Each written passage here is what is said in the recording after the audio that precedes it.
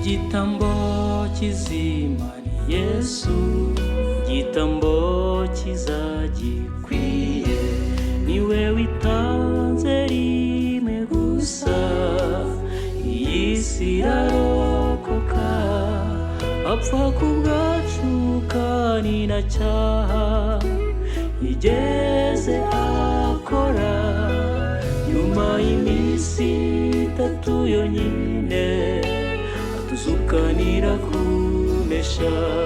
Ni Yesu ufite urufunguzo rw'ikuzimu yavuyeyo, abantu batekereza ko adateze kuzazuka, yarazutse ubu ari mu ijuru, niwo dusabira, abamwemera nibo gusa bazabana mu bwami bwe.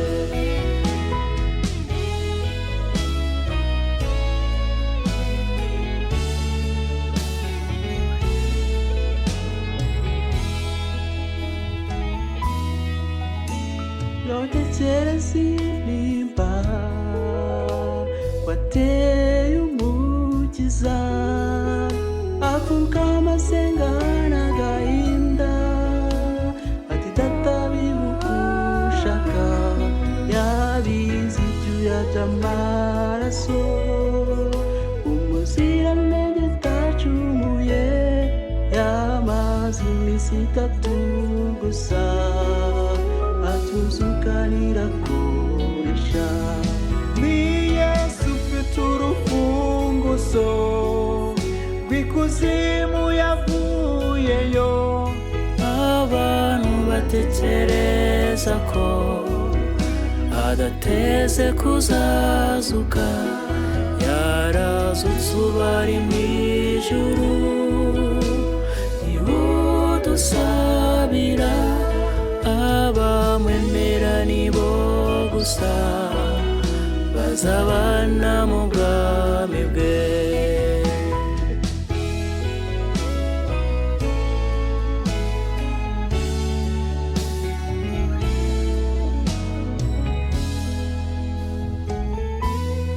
Hari abatemera ko Yesu yapfuye cyangwa yazutse, bahakana bivuye inyuma igitambo cy'Umukiza, tubasange tubamenyeshe iby'iyimano nziza, mwene muntu ko yacumuye ndetse nuko yacunguwe.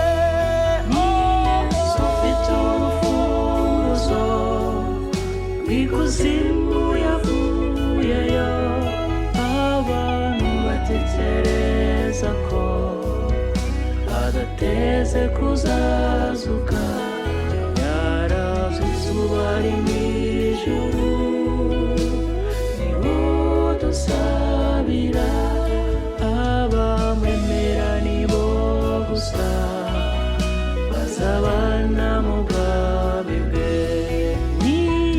Ufite urufunguzo rw'ikuzimu yavuyeyo, abantu batekereza ko adateze kuzazuka, yarazutse ubu ari mu ijuru, niwo dusabira, abamwemera nibo gusa bazabana mu bwami bwe.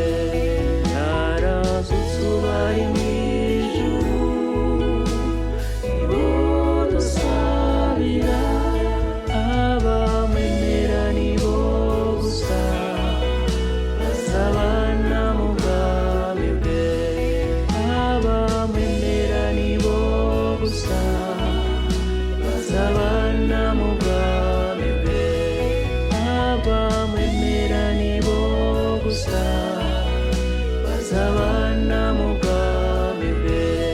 Ni Yesu ufite urufunguzo rw'ikuzimu